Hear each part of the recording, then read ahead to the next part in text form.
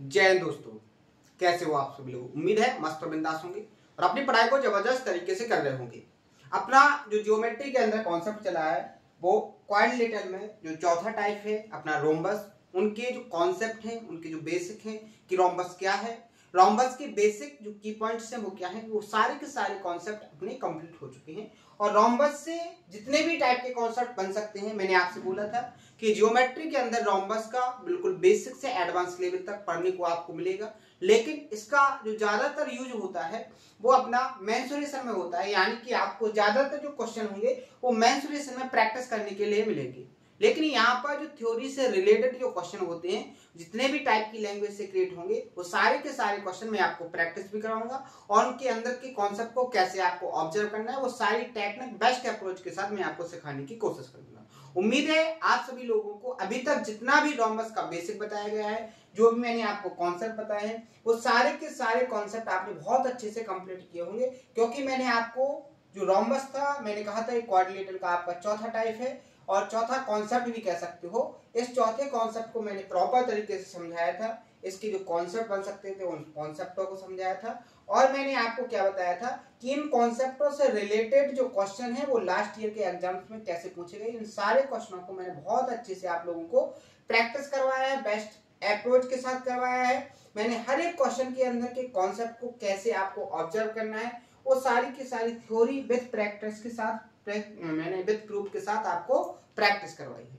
Clear है? तो आप सभी लोगों ने बहुत अच्छे से बिल्कुल पूरी तरीके से आपने हर एक कॉन्सेप्ट को नोट किया होगा, उसका रिवीजन किया होगा और जो कॉन्सेप्ट से मैंने क्वेश्चन प्रैक्टिस करवाए उन सभी क्वेश्चनों को बहुत अच्छे से आपने प्रैक्टिस किया होगा। क्योंकि आप जितनी ज्यादा प्रैक्टिस करोगे आपकी कॉन्सेप्ट उतनी अच्छे से पकड़ होगी। ठीक है? अगर कोई नया स्टूडेंट होगा तो उससे गुजारिश करेंगे कि वो सारे के सारे जो लेक्चर्स हैं अपने जियोमेट्री के अंदर वो सारे के सारे लेक्चर्स कंप्लीट कर ले। क्योंकि उनको बहुत अच्छे से अगर अपनी प्रिपरेशन को करना है, उनको एक सिलेक्शन को लेना है, तो आपको जो पढ़ाया जा रहा है वो पूरा का पूरा आपको कंप्लीट करना है। नोट्स भी आपको बनाना है, उनका रिवीजन भी आपको करना है। और आपको जो क्वेश्चन मैं आपको प्रैक्टिस करवाता हूं, तो एक बार मैंने आपको क्वेश्चन प्रैक्टिस करवाया, एक बार आपको खुद से प्रैक्टिस जरूर करना है, तभी जाके आपको पता चलेगा कि कौन से क्वेश्चन के कॉन्सेप्ट को कैसे ऑब्जर्व करना है, कैसे उनके अंदर के डाटा को कैलकुलेट करना है, कैसे आपको बेस्ट अप्रोच के साथ उनके सॉल्यूशन को फाइंड करना है। ठीक है? ये सारा का सारा जो अप्रोच है, जो मेथड है एक क्वेश्चन को सॉल्व करने का, वो आपको फॉलो जरूर करना पड़ेगा क्योंकि आपको सिलेक्शन लेना है। क्लियर है? बात करेंगे आज के जो अपने सेशन का सबसे बेस्ट पार्ट, एक मैंने उसमें ऐड किया है कि अपना डेली का जो वर्क का रूटीन है, 10 मिनट का वर्क होता है, बहुत ही इंपॉर्टेंट वर्क है। तो लास्ट के सेशन में मैंने आपको जो ट्रायंगल की सिमिलरिटी से रिलेटेड जो कॉन्सेप्ट थे उन कॉन्सेप्टों को दिया था, जिसको आपने बहुत अच्छे से किया है। बहुत खुशी होती है जब आप अच्छे से वर्क करते हो। आज का जो वर्क है, इसके बाद कि जो कॉन्सेप्ट होंगे उन कॉन्सेप्टों को आपको क्या करना है, रिवाइज करना है। नेक्स्ट कॉन्सेप्टों को जितने भी आपके कॉन्सेप्ट बचे होंगे किससे रिलेटेड, सिमिलरिटी से रिलेटेड जितने भी आपने कॉन्सेप्ट रिवाइज करके कमेंट कर दिए थे, उससे आगे के जितने कॉन्सेप्ट होंगे उन कॉन्सेप्टों को फिर से रिवाइज करना है। क्या करना है? रिवाइज करना है। और उसके बाद उन सभी कॉन्सेप्टों को कमेंट में करना है, प्रॉपर तरीके से करना है। और एक बात का ध्यान रखना है, डेफिनेशन और थ्योरी को प्रॉपर तरीके से लिखना है, थोड़ी भी मिस्टेक करने की कोशिश नहीं करना है। क्योंकि अभी मैंने देखा है कुछ मिस्टेक हो रही है आपसे, लेकिन कोई बात नहीं, आपने बहुत अच्छे से किया है, यही बहुत है। आपको प्रॉपर तरीके से करते रहना है, बहुत बेस्ट तरीका हो जाएगा आपको। और ये आपका रिवीजन करने का बेस्ट मेथड है। इससे आपका क्या होगा कि रिवीजन भी होगा, मुझे भी पता चलेगा कि आप कंटिन्यू अपना वर्क कर रहे हो, उसका रिवीजन कर रहे हो और आप क्वेश्चनों की प्रैक्टिस कर रहे हो। तो आपकी जो प्रिपरेशन है वो बहुत मजबूत हो जाएगी, आपकी हर एक कॉन्सेप्ट पर 100% पकड़ बन जाएगी। क्लियर है? तो आज का वर्क आपको समझ में आ गया होगा। अब बात करेंगे अपने क्वेश्चनों की। तो मैंने आपको जो लास्ट का सेशन था उसमें जो रोम्बस था, रोम्बस के एरिया और डायगोनल से रिलेटेड क्वेश्चन प्रैक्टिस करवाए थे, जो केवल और केवल रोम्बस के कॉन्सेप्ट से आपने सॉल्व किए थे। यहां पर भी वही कॉन्सेप्ट से रिलेटेड क्वेश्चन है, लेकिन इनमें थोड़े जो अलजेब्रा के जो बेसिक कॉन्सेप्ट होते हैं उनको ऐड किया गया है, यानी कि उनको यूज करके एक रोम्बस के कॉन्सेप्ट से क्वेश्चन को क्रिएट किया गया है। अब वो कॉन्सेप्ट कौन कौन से हैं, यहाँ पर जो बेसिक कॉन्सेप्ट है अलजेब्रा के, उनको आपको जरूर याद करके रखना है। क्योंकि आपको पता है कि कॉन्सेप्ट एक ऐसी चीज है कि प्रॉपर टॉपिक में ही यूज नहीं होती है, कहीं पर भी यूज हो जाती है। तो आपको कुछ ऐसे कॉन्सेप्ट हैं अलजेब्रा के जिनको बहुत अच्छे से याद रखना है। वो कौन कौन से हैं, एक बार मैं प्रॉपर तरीके से आपको नोट करवा रहा हूं, आपको उनको बहुत अच्छे से नोट करना, उनका रिवीजन करना। जब अपन अलजेब्रा में जाएंगे तो प्रॉपर तरीके से हर एक कॉन्सेप्ट का एक्सप्लेनेशन देखेंगे, हर कॉन्सेप्ट का प्रूफ भी देखेंगे। लेकिन यहाँ पर केवल मैं उनको नोट कराऊंगा और आपको पेशेंस से उनको नोट करना है और उनको क्वेश्चन के अंदर कैसे यूज करना है वो देखना है। वो कॉन्सेप्ट कैसे बने हैं उन पर अपन अलजेब्रा में बहुत डिटेल में चर्चा करेंगे। क्लियर है? तो वो कॉन्सेप्ट क्या है जल्दी लिखेंगे। सबसे पहला आपको कॉन्सेप्ट याद रखना है a प्लस बी का होल स्क्वायर। इसका जो कॉन्सेप्ट बनता है वो क्या बनता है, a square plus B square plus 2ab। ये आया कहां से है, कहीं और से नहीं आया है। यहाँ पर जो आपने लिखा है a प्लस बी का होल स्क्वायर, इसका मतलब क्या हो गया, a plus b into a plus b. जैसे आप कहोगे कि अगर आपके सामने एक्स स्क्वायर लिखा है तो आप इसको क्या लिख सकते हो, एक्स गुणे एक्स। ठीक है, यानी कि इसी का इंटू किया गया है। अब इंटू कैसे करते हैं वो आपको पता होगा, अगर नहीं पता है तो एक बार मैं बता के दे कोशिश करता हूं, आपको बहुत अच्छे से समझ में आएगा। सबसे पहले इस ए का इन दोनों में मल्टीप्लाई करेंगे, ए का ए में मल्टीप्लाई करेंगे तो ए स्क्वायर आएगा, ए का इस बी में करेंगे तो क्या हो जाएगा, ए बी हो जाएगा। आगे जैसे आप पढ़ोगे तो इस बी का मल्टीप्लाई इन दोनों में होगा तो क्या हो जाएगा, ए बी हो जाएगा, और बी का मल्टीप्लाई जब बी में होगा तो क्या हो जाएगा, बी स्क्वायर होगा। क्लियर है? आगे आप देखोगे ए स्क्वायर और बी स्क्वायर, इसको लिख लोगे, आगे पीछे लिखने से कोई दिक्कत नहीं होगी।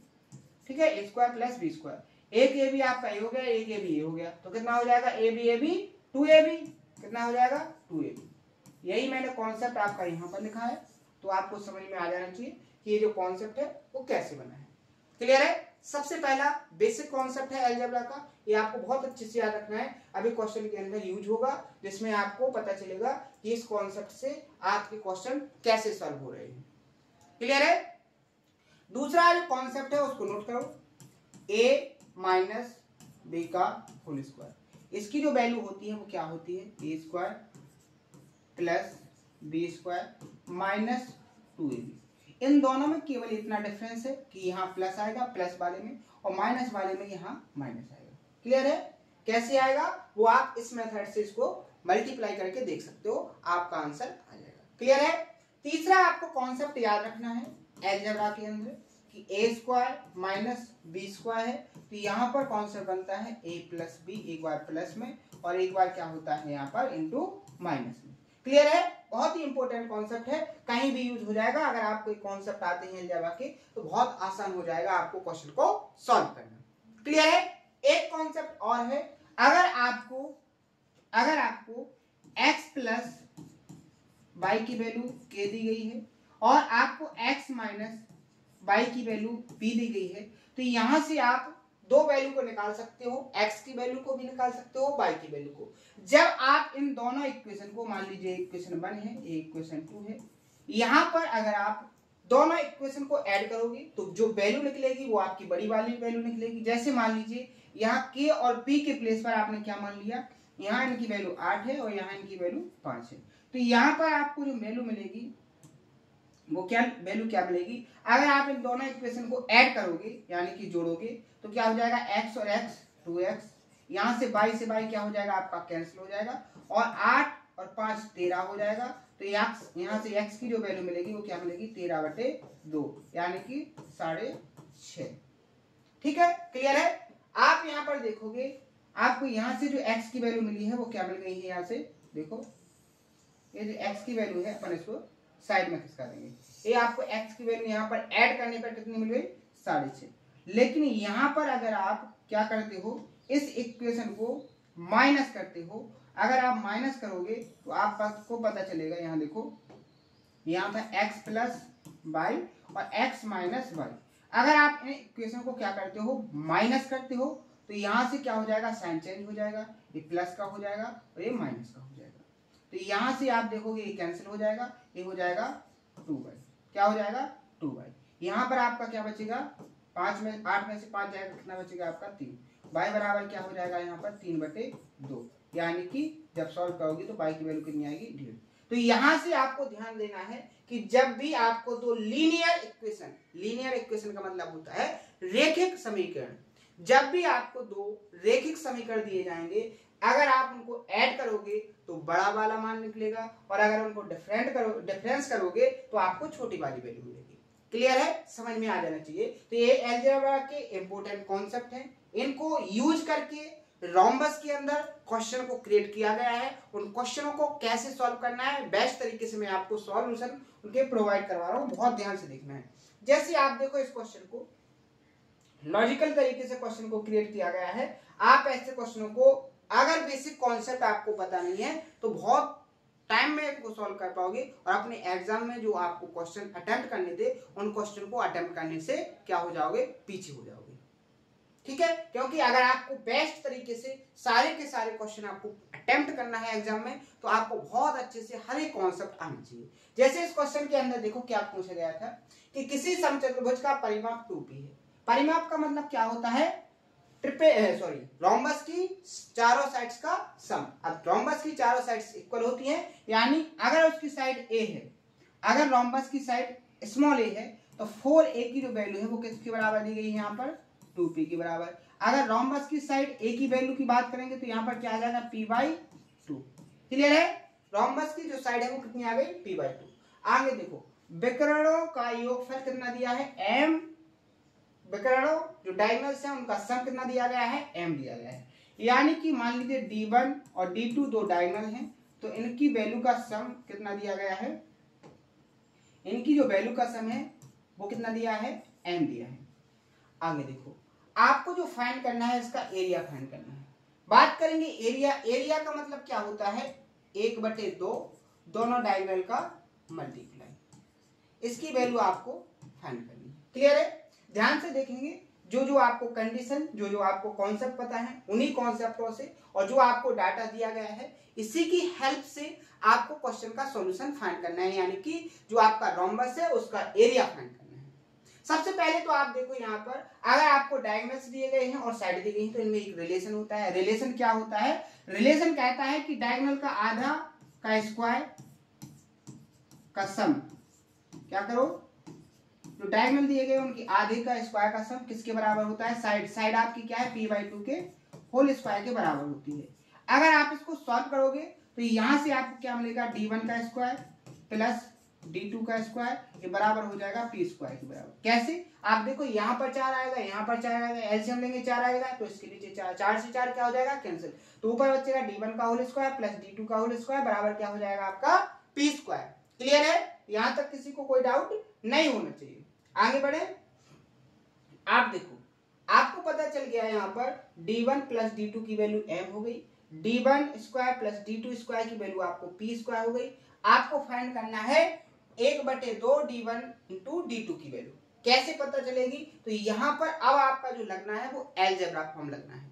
तो वो कहां से आ सकता है, आपका d1 इंटू d2 कहां से आ सकता है, तो आपको तुरंत याद आना चाहिए था यहाँ पर कि अपना एक कॉन्सेप्ट होता है जहां पर अगर आपको a और b दी गई है तो वो a प्लस b है तो वो इंटू में आ जाती है। और वो कॉन्सेप्ट कौन सा है, आपके दो कॉन्सेप्ट है, एक तो आपका a कॉन्सेप्ट है और दूसरा आपका a कॉन्सेप्ट है। लेकिन अपन को प्लस की बात की गई है तो अपन इस वाले कॉन्सेप्ट का यूज करेंगे। अगर इसका यूज करेंगे तो अपन क्या करेंगे, इनका होल स्क्वायर निकालेंगे, d1 प्लस d2, यहां पर भी दोनों साइड स्क्वायर कर दो और यहां भी स्क्वायर हो जाएगा। तो यहां से आपको क्या मिल जाएगा, यहां से आपको क्या मिल जाएगा फॉर्मूले से, ये d1 का स्क्वायर प्लस d2 का whole square plus 2d1 into क्या हो जाएगा d2 बराबर क्या हो जाएगा आपका m स्क्वायर। क्लियर है, इतना समझ में आया आपको। आगे जैसे ही आप सॉल्व करोगे तो यहाँ d1 का स्क्वायर प्लस d2 का स्क्वायर कितने के बराबर हो गया, p स्क्वायर के बराबर। कितने के बराबर हो गया, p स्क्वायर के बराबर, प्लस 2d1 इंटू d2 बराबर क्या हो जाएगा m स्क्वायर। यहां से 2d1 इंटू d2 ये m स्क्वायर माइनस यहाँ पर क्या हो जाएगा p स्क्वायर, ये p इस तरफ जाएगा तो माइनस का हो जाएगा। आपको फाइंड करना है क्या, 1/2।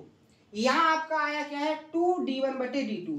अगर आप दोनों तरफ क्या कर दोगे 1/4 से मल्टीप्लाई कर दोगे तो आपको क्या मिल जाएगा यहाँ पर देखोगे इस 2 से ये कैंसिल हो जाएगा 2 बार, तो 1/2 d1 इंटू d2 की जो वैल्यू होगी वो क्या आ जाएगी, m² माइनस p² इंटू 1/4, यानी कि ऑप्शन नंबर ए यहाँ पर क्या हो जाएगा आपका करेक्ट आंसर। क्लियर है? यहां तक किसी को 1% भी दिक्कत नहीं होनी चाहिए और आपका जो सॉल्यूशन है वो आपके सामने है, क्योंकि मैंने हर एक जो डाटा दिया है उसको भी बहुत अच्छे से डिनोट करके बता दिया है, उसको एक्सप्लेन करके बता दिया है। उसमें जो अलजेब्रिक फॉर्म का कॉन्सेप्ट लगना है सबसे पहले उसको मैंने यहाँ पर समझा दिया था। अब वो कैसे यूज हुआ है वो मैंने आपको यहाँ पर बता दिया है, तो उम्मीद है बहुत अच्छे से आपको समझ में आ गया होगा। आगे बढ़े नेक्स्ट क्वेश्चन पर। ये जो क्वेश्चन है इसी का रिवर्स क्वेश्चन पूछ लिया गया है। इसमें एरिया पूछा गया था और इसमें क्या पूछ लिया गया है, विकर्ण की लंबाई। क्या पूछ लिया गया है, विकर्ण की लंबाई। अब उसको कैसे फाइंड करेंगे, सबसे पहले क्वेश्चन को रीड करो आप लोग। क्वेश्चन में क्या बोला गया है कि एक समचतुर्भुज का परिमाप व क्षेत्रफल दिया गया है। परिमाप 56 सेंटीमीटर, तो क्या हो जाएगा, इसकी साइड क्या हो जाएगी, ए की जो वैल्यू होगी 14 चौके 56, 4 से डिवाइड कर देंगे पेरीमीटर को, क्योंकि 4a क्या होता है रोम्बस का पेरीमीटर। एरिया कितना दिया है 100, यानी 1/, देखो अगर डायगोनल आपके d1 और d2 हैं तो इसकी वैल्यू कितने बराबर दी गई है 100।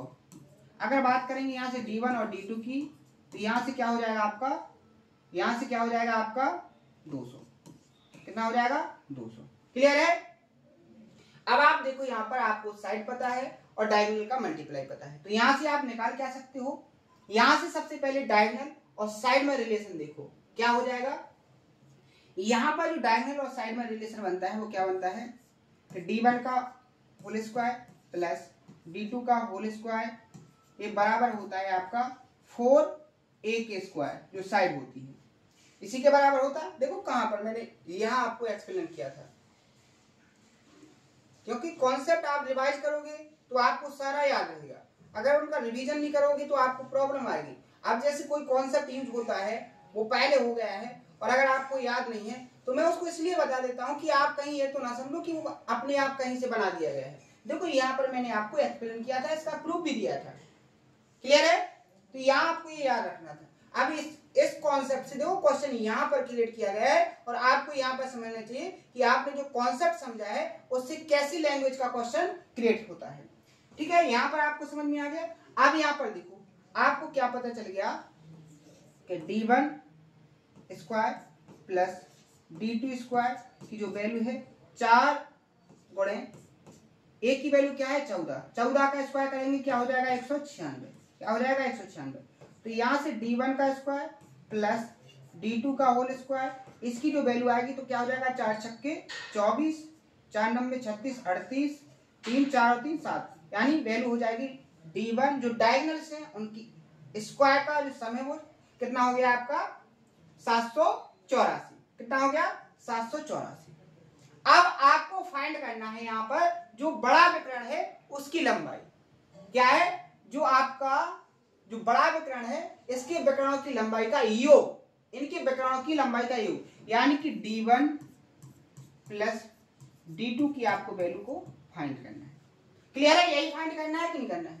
अब ये कैसे फाइंड होगी, आपको ये डाटा आपको दिया गया है वो कैसे होगा। अब आप बताओ, यहाँ पर d1 और d2 की वैल्यू दी गई है, d1 इंटू d2 की वैल्यू दी गई है, यहाँ d1 square plus d2 square की वैल्यू दी गई है, तो इन दोनों को देखकर कॉन्सेप्ट याद नहीं आ गया आपको? कौन सा कॉन्सेप्ट? अगर आपकी d1 प्लस d2 दो विकर्ण है, अगर आप इनका होल स्क्वायर करोगे तो ये क्या होता है, ये होता है आपका d1 का स्क्वायर प्लस d2 का whole square plus 2 d1 into d2, यही होता है कि नहीं होता है?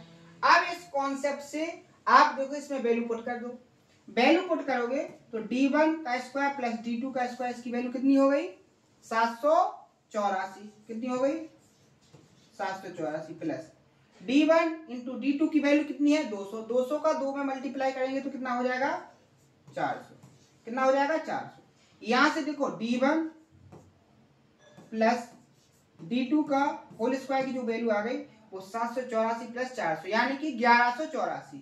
आप d1 प्लस D2 की वैल्यू करोगे तो यहां से 1184 का क्या लोगे, रूट। अब यहां पर आपको एक बात ध्यान रखना है, यहां पर आपको कंफ्यूज बिल्कुल भी नहीं होना है। यहां पर आपको करना है क्या, यहां पर करना है आपको एग्जैक्ट कैलकुलेशन नहीं करना है। यहां पर आपको कुछ स्क्वायर नंबर याद करना है। मैंने कहा था कि 50 तक आपके स्क्वायर बहुत अच्छे से कंप्लीट होना चाहिए। तो जैसे यहां पर 1184 आया तो मुझे सबसे पहले याद आ गया क्या, 34 का स्क्वायर, जो क्या होता है 1156। अगर यहां पर 1156 होता, अगर यहां पर 1156 होता रूट के अंदर, तो अपना रूट के बाहर कितना निकल के आ जाता, 34 आ जाता। लेकिन यहां पर है 1184, यानी कि 34 के स्क्वायर से ज्यादा। 35 का स्क्वायर क्या होता है, 35 का स्क्वायर क्या होता है यहाँ पर 1225। कितना होता है 1225। यानी ये जो नंबर है आपका 1184, इसकी वैल्यू 34 और 35 के बीच में है। अब अपन ऑप्शन पर नजर डालेंगे तो देखो ये 34 से छोटा है, ये एलिमिनेट हो गया। ये भी 34 से बहुत ज्यादा छोटा है, ये भी एलिमिनेट हो गया। और ये भी 34 से छोटा है, यानी ये भी एलिमिनेट हो गया। तो आपका ऑप्शन क्या बचा है, बी। और यहाँ देखो एक क्वेश्चन इसीलिए क्रिएट किया गया था कि बच्चा एग्जैक्ट कैलकुलेशन में लगा रहे और अपना टाइम वेस्ट कर ले। लेकिन यहाँ पर भी अपन बेस्ट अप्रोच से आप एक कंज्यूमिंग मेथड को लगा के, जिससे आपको पता चलेगा कि आप अप्रोक्स उसको सॉल्व कर सकते हो, आप उसकी वैल्यू को अप्रोक्स ले सकते हो और आप उसका सॉल्यूशन फाइंड कर सकते हो। तो यहां से जो D1 और D2 की जो वैल्यू निकल के आएगी वो कितनी आ जाएगी, 34.40। ये आपका आंसर क्या हो जाएगा, यही पूछा गया था। ऑप्शन नंबर बी अपना करेक्ट आंसर। क्लियर है, कोई दिक्कत कोई समस्या, बहुत अच्छे से सॉल्यूशन आपको समझ में आ गया होगा। तो देखो ये आपका था एरिया फाइंड करने का। यहां पर एरिया देके उसने क्या पूछ लिया आपसे, जो डायगोनल्स होते हैं उनकी वैल्यू का सम। क्वेश्चन किसी भी तरीके से दे दिया जाए, अगर आपके कॉन्सेप्ट बहुत अच्छे से मजबूत हैं तो आप कैसे भी उस क्वेश्चन को हैंडल कर लोगे। क्लियर है, आगे बढ़े नेक्स्ट क्वेश्चन। और ये अपना जो रोम्बस है उसका लास्ट क्वेश्चन है। उसके बाद अपना नेक्स्ट कॉन्सेप्ट आना है क्वाड्रिलेटरल का, जो लास्ट है ट्रेपेजियम। ठीक है, इसको भी बहुत अच्छे से सॉल्व करेंगे। यहां पर क्या बोला गया है, यदि एक समचतुर्भुज का क्षेत्रफल 12 वर्ग सेंटीमीटर और भुजा की लंबाई कितनी है 5 सेंटीमीटर है, तो उसके लंबे विकर्ण की लंबाई फाइंड कीजिए। लंबे विकर्ण की लंबाई फाइंड करना है, यानी बड़े वाले विकर्ण की लंबाई को आपको फाइंड करना है। सबसे पहले यहां पर देखो एरिया यानी 1/2, डायगोनल अगर D1 और D2 है तो इसकी वैल्यू दी है उसने 12। तो यहां से D1 इंटू D2 की जो वैल्यू निकल के आएगी वो कितनी आ जाएगी 24। क्लियर है, आगे देखो यहां पर आपकी जो साइड है वो कितनी आ गई 5। जो यहां पर मान लीजिए A की वैल्यू है, ये आपकी रोम्बस की साइड है, वो कितनी है यहाँ पर 5। तो कॉन्सेप्ट क्या बनता है कि जी यहाँ पर जो अगर डायगोनल होते हैं, डायगोनल के स्क्वायर का सम किसके बराबर होता है 4a स्क्वायर के बराबर। यहाँ पर a की वैल्यू 5 है तो 5 का स्क्वायर करेंगे तो कितना हो जाएगा 25। 25 का गुणा 4 में करेंगे तो कितना हो जाएगा यहाँ पर 100। यानी कि यहाँ पर आपको दो वैल्यू पता चल गई कि आपको सबसे पहले तो जो डायगोनल्स हैं उनकी स्क्वायर का सम कितना हो गया 100, और उन दोनों डायगोनल का जो इनटू है वो कितना हो गया 24। आपको जो फाइंड करना है बड़े वाले डायगोनल की वैल्यू को पता करना है। ठीक है, तो मैंने आपको दो कॉन्सेप्ट सबसे पहले एक्सप्लेन कर दिया था जो अलजेब्रा में होते हैं। सबसे पहले आपको क्या करना है, दो लीनियर इक्वेशन को फाइंड करना है। ऐसी दो लीनियर इक्वेशन को फाइंड करना है। अब वो कैसे बनेगी आप देखो, यहां पर आप देखो कैसे बनेगी। यहां देखो D1 प्लस D2 का होल स्क्वायर और D1 इंटू D2 दिया है। तो यहां आप D1 प्लस D2 का अगर होल स्क्वायर निकालोगे तो ये क्या बनेगा आपका D1 square plus D2 square plus 2 D1 into D2। यानी क्या हो जाएगा यहाँ पर आपका D1 प्लस D2। देखो पूरा फॉर्मूला यहाँ पर लिख लो, D1 का स्क्वायर प्लस D2 का whole square plus 2 D1 into D2। ये हो जाएगा कि नहीं हो जाएगा, ये समझ में आया कि नहीं आया। तो यहां से क्या हो जाएगा आपका, यहां पर आपका हो जाएगा क्या D1 और D2 के होल स्क्वायर की वैल्यू कितनी है 100। तो यहां हो जाएगा 100 प्लस यहाँ 2 इंटू D1 इंटू D2 की वैल्यू कितनी है 24। 24 दूनी क्या हो जाएगा 48। आपको वैल्यू किसकी फाइंड करनी है, d1 प्लस d2। तो 148 क्या हो जाएगा, 148 रूट के अंदर 148 और 37 चौके 148, 4 का 2 रूट से बाहर आ जाएगा, यानी कि आ जाएगा यहां पर आंसर आपका 2 रूट 37, यानी कि जो डायगोनल का सम है उसकी वैल्यू कितनी आ गई, 2 रूट 37। और क्या कर सकते हो, दूसरा आप वैल्यू निकाल सकते हो क्या, d1 माइनस d2 का होल स्क्वायर। तो क्या हो जाएगा, d1 square plus d2 square minus क्या हो जाएगा 2d1 इंटू d2। क्लियर है। देखो आगे देखो, इसको आगे देखोगे तो यहां पर इसकी वैल्यू कितनी है, 100 माइनस 2 गुणा 24 48, 100 में से आप 48 को माइनस करोगे तो आपका क्या आ जाएगा, 52। कितना आ जाएगा, 52। और आपको d1 माइनस d2 का होल स्क्वायर की जो वैल्यू है वो कितनी पता चल गई, 52। अगर d1 माइनस d2 की वैल्यू की बात करेंगे तो 13 चौके 52, 2 रूट से बाहर, रूट में कितना हो जाएगा 13। ये आपकी d1 माइनस d2 की वैल्यू पता चल गई। तो आपको दो इक्वेशन पता चल गई, दोनों इक्वेशन आपको स्पष्ट दिख रही होंगी कि यहाँ पर जो d1 प्लस d2 की जो वैल्यू है वो कितनी है, आपको 2 रूट 37, और यहाँ पर d1 माइनस d2 की जो वैल्यू है वो क्या है, 2 रूट 13।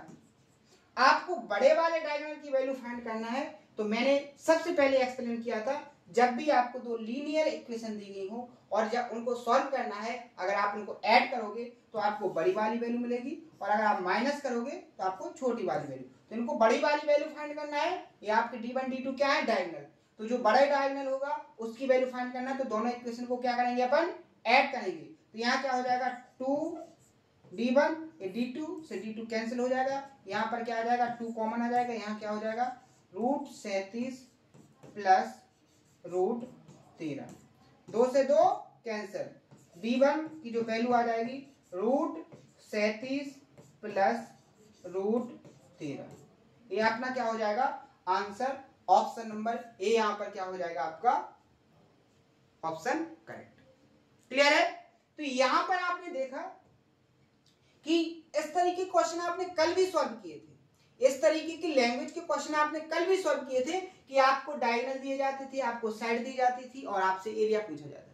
लेकिन यहाँ पर जो कॉन्सेप्ट थे वो केवल और केवल रोम्बस से रिलेटेड कॉन्सेप्ट से ही क्वेश्चन सॉल्व हो रहे थे। लेकिन यहाँ पर थोड़ा लैंग्वेज को चेंज किया गया है, यहाँ पर लैंग्वेज को थोड़ा चेंज करके और डाटा को थोड़ा मॉडिफाई करके यहाँ पर उसने रोम्बस के कॉन्सेप्ट और अलजेब्रा के दोनों कॉन्सेप्टों को यूज करके एक क्वेश्चन को क्रिएट किया है। समझ रहे। तो आपको सेम क्वेश्चन की लैंग्वेज से एक और उसमें कॉन्सेप्ट ऐड कैसे कर दिया जाता है, इस अप्रोच को बहुत अच्छे से समझना है कि यहां पर आप अलजेब्रा की हेल्प से ही क्वेश्चन क्यों सॉल्व कर रहे हो। यहां पर आप केवल रोम्बस के कॉन्सेप्ट से क्वेश्चन को सॉल्व कर सकते हो, कोई दिक्कत नहीं होगी, लेकिन उसमें इतना ज्यादा टाइम लगेगा कि आपको सॉल्व करने में बहुत ज्यादा टाइम वेस्ट करना पड़ेगा और एग्जाम में आपके पास टाइम होता नहीं है। तो आपको सबसे बेस्ट तरीका जो है वो क्या करना है कि जिस मेथड का यूज करके आप कम से कम टाइम के अंदर क्वेश्चन को सॉल्व कर लो, वो सारे के सारे फॉर्मूले यूज करना है, क्योंकि आपको कंप्लीट फॉर्मूले याद रखना है और वो आपको याद होंगे एग्जाम के हॉल में, क्योंकि आप सारे के सारे कॉन्सेप्ट पर बहुत अच्छे से प्रैक्टिस करके कंप्लीट प्रिपरेशन कर रहे हो।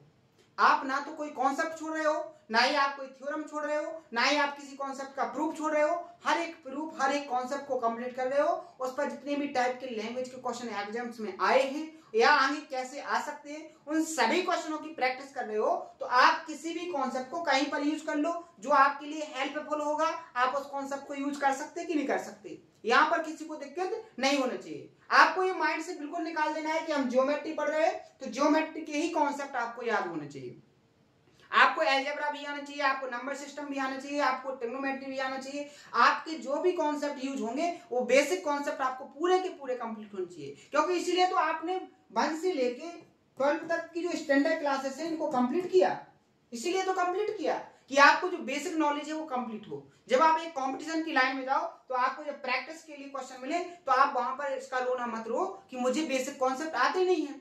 अब जैसे आपको जो अलजेब्रा के मैंने क्वेश्चन बताए हैं, ये क्वेश्चन के जो कॉन्सेप्ट हैं वो सारे के सारे कॉन्सेप्ट आपके किस क्लास के हैं? ये आपको थर्ड और फोर्थ क्लास में ये कॉन्सेप्ट मिलना स्टार्ट हो जाएंगे। आपको ये सारे कॉन्सेप्ट पहले बताए गए हैं, पहले प्रैक्टिस करवाए गए हैं, बहुत अच्छे से स्टैंडर्ड क्लास में इन पर बहुत सारे थ्योरिकली क्वेश्चन क्रिएट किए गए थे, जिनको आपने एक थ्योरी के फॉर्म में कंप्लीट किया है, उनको प्रैक्टिस किया है, यहाँ पर उनको डायरेक्ट यूज किया गया है, तो आपको वो याद होने चाहिए, क्योंकि ये सारे के सारे स्टैंडर्ड क्लास में आप कंप्लीट कर चुके हो। क्लियर है? यहाँ पर किसी को कोई दिक्कत नहीं होनी चाहिए। तो ये अपना क्या है, जो रोम्बस था, जो क्वाड्रिलेटरल का जो अपना चौथा टाइप था, मैंने सबसे पहले आपको क्या पढ़ाया है, मैंने सबसे पहले आपको करवाया है क्वाड्रिलेटरल के अंदर सबसे पहले रेक्टेंगल को। रेक्टेंगल का बेसिक क्या है, रेक्टेंगल का बेसिक डायगोनल क्या है, जो डायग्राम है वो क्या है, आपको उसका जो डायगोनल्स होते हैं वो कैसे होते हैं, उनकी जो साइड्स होती हैं वो क्या होती हैं, उनके वर्टेक्स पर बने एंगल की वैल्यू क्या होती है, ये सारे कॉन्सेप्ट मैंने रेक्टेंगल के आपको कंप्लीट करवाए। उसके बाद उस पर क्वेश्चनों की प्रैक्टिस करवाई। फिर क्वाड्रिलेटरल का जो दूसरा कॉन्सेप्ट था, वो दूसरा कॉन्सेप्ट था आपका स्क्वायर। स्क्वायर से रिलेटेड सारे कॉन्सेप्ट कंप्लीट करवाए, उन पर क्वेश्चनों की प्रैक्टिस करवाई। उसके बाद तीसरा कॉन्सेप्ट मैंने आपको करवाया है पैरेललोग्राम, समांतर चतुर्भुज। समांतर चतुर्भुज से रिलेटेड जितने भी टाइप के कॉन्सेप्ट थे, सारे के सारे कॉन्सेप्ट मैंने आपको कंप्लीट करवाए। अब चौथा टाइप भी अपना कंप्लीट हो गया, रोम्बस। रोम्बस को बहुत अच्छे से कंप्लीट किया, समचतुर्भुज। इसके जो क्वेश्चन है बहुत कम ज्योमेट्री में होते हैं, बहुत कम क्वेश्चन पूछे जाते हैं, लेकिन मेंसुरेशन में इसके ज्यादा क्वेश्चन पूछे जाते हैं, तो अपन मेंसुरेशन में इसके बहुत ज्यादा क्वेश्चनों को प्रैक्टिस करेंगे, लेकिन यहाँ पर जितने की जरूरत थी वो सारे के सारे टाइप मैंने यहाँ पर कंप्लीट आपको करवा दिए हैं। अब जो क्वाड्रिलेटरल के अंदर अपना लास्ट जो टाइप बचा है, वो बचा है अपना क्या, वो बचा है अपना जो कॉन्सेप्ट है ट्रिपेजियम। क्या है? ट्रिपेजियम। अगर आप चाहो तो इसको कल के सेशन में कंप्लीटली फिनिश करेंगे, सारे के सारे कॉन्सेप्ट, सारी की सारी थ्योरम अपन देखेंगे। कल के सेशन से अपन क्या करेंगे, ट्रिपेजियम को स्टार्ट करेंगे। इसके जितने भी टाइप के क्वेश्चन बन सकते हैं उन सभी क्वेश्चनों को बहुत अच्छे से प्रैक्टिस भी कर लेंगे। ठीक है, केवल क्वाड्रिलेटरल में अपना लास्ट कॉन्सेप्ट रह गया और इसके बहुत ज्यादा कॉन्सेप्ट है। ठीक है, कम से कम 10 से 15 कॉन्सेप्ट है और 20 से 30 इस पर क्वेश्चन के टाइप्स बनते हैं। वो सारे के सारे टाइप्स अपन कल देखेंगे और सारे के सारे अपन कॉन्सेप्ट भी देखेंगे। ठीक है, बेसिक से कल ही पढ़ेंगे, क्योंकि अगर आज बेसिक बता दिया, कल से उसके कॉन्सेप्ट बताएंगे तो थोड़ा कठिनाई होगी। कल ही अपन क्या करेंगे, उनके बेसिक को समझेंगे और उन पर क्वेश्चनों की प्रैक्टिस को भी समझेंगे, कॉन्सेप्ट को बिल्कुल जीरो लेवल से समझेंगे। ठीक है, तो कल करेंगे अपन ट्रिपेजियम को स्टार्ट। आज के सेशन में अपन यहीं रुकेंगे। ठीक है, कल से नया टॉपिक स्टार्ट करेंगे। तो आपका जो वर्क है उसको एक बार मैं फिर से देखने की कोशिश करूंगा कि वो वर्क आपको क्या करना है। जो टुडे का आपका वर्क है वो क्या है, जो आपके सिमिलरिटी से रिलेटेड जो कॉन्सेप्ट है,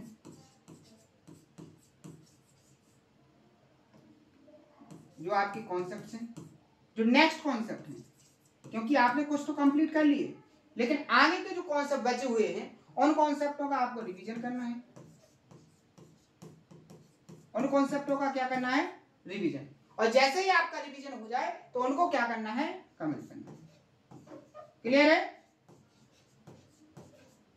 ये आपका डेली का वर्क है, इसको जरूर करना है। और क्यों करना है वो आपको पता है, क्योंकि ये आपके रिवीजन के लिए बहुत बेस्ट तरीका है, आपके प्रिपरेशन के लिए सबसे बेस्ट तरीका है जो मैंने सेशन के अंदर ऐड किया है। ऐसी बहुत सारे तरीके हैं जिसको आप बहुत अच्छे से फॉलो करोगे तो आपकी प्रिपरेशन कब मजबूत हो जाएगी आपको खुद पता नहीं चलेगा। धीरे धीरे सारे अप्रोच को ऐड करते चलेंगे। तो आज के सेशन में अगर आपको कोई डाउट आया हो तो उसको कमेंट बॉक्स में जरूर बताएं। सारे के सारे डाउट क्लियर किए जाएंगे, कोई भी डाउट नहीं छोड़ा जाएगा, चाहे छोटा हो, चाहे बड़ा हो, चाहे बेसिक का हो, चाहे एडवांस का हो, सारे कॉन्सेप्ट क्लियर किए जाएंगे। कोई भी डाउट आपका नहीं रखा जाएगा, हर एक डाउट को सॉल्व किया जाएगा। ठीक है, आप पूछने की कोशिश जरूर किया करो, सारे डाउट क्लियर होंगे। आज के सेशन में इतना ही, मिलते हैं इसी जोश और उम्मीद के साथ कल के सेशन में। बेस्ट तरीके से अपने सेशन होंगे, जल्दी अपना सिलेबस होगा। और एक बात और आपको ध्यान रखना है कि आपको ये नहीं सोचना है कि सिलेबस धीरे चल रहा है, आपको तो इस बात पर ध्यान रखना है कि आपको जितना दिया गया है वो पूरा का पूरा आपका कंप्लीट है कि नहीं, क्योंकि जल्दबाजी में बहुत सारी चीजें छूट जाती हैं। हम भी एक दिन में 1.5 घंटे का सेशन लेकर आपको क्या कर सकते हैं, सिलेबस को बहुत जल्दी खत्म कर सकते हैं। लेकिन आपका क्या है, एक रूटीन बन जाए, आपका एक रिदम बन जाए और एक ज्योमेट्री बहुत हार्ड टॉपिक माना जाता है। तो ज्योमेट्री लगभग फिनिश होने वाला है। ज्योमेट्री को अपन ने बहुत पेशेंस के साथ पढ़ा है। अब आगे के जो टॉपिक होंगे वो थोड़े लॉजिकली तरीके से, एक सिंपल तरीके के होंगे, तो उनको बहुत फास्ट तरीके से अपन कर लेंगे। लेकिन ज्योमेट्री को अपन ने पेशेंस से पढ़ा है, बहुत अच्छे से पढ़ा है, क्योंकि अपन को पता है ज्योमेट्री एक टफ टॉपिक है और लेंथी टॉपिक है, इसको थोड़ा टाइम देना पड़ेगा। ठीक है, टाइम दोगे तो परफेक्ट तरीके से आपका कंप्लीट होगा, टाइम नहीं दोगे तो वो थोड़ा आपको दिक्कत करेगा, फिर से आपको पढ़ना पड़ेगा। तो टाइम वेस्ट करने से सही है कि उसको टाइम देके कंप्लीट कर लिया जाए। ठीक है, उम्मीद है समझ में आ गया होगा। तो आज के सेशन में इतना ही, मिलते हैं कल के सेशन में। थैंक यू, धन्यवाद।